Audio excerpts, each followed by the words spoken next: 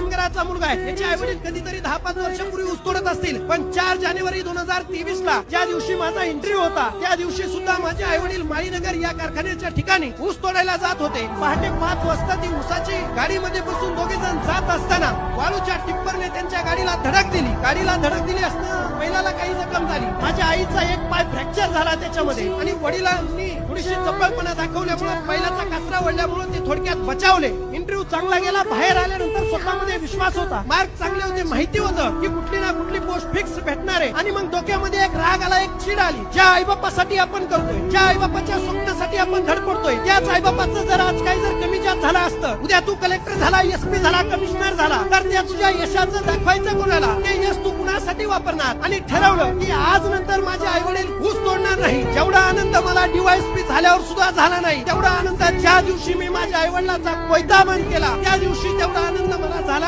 हे मी अभिमानानं तुम्हाला सांगतो.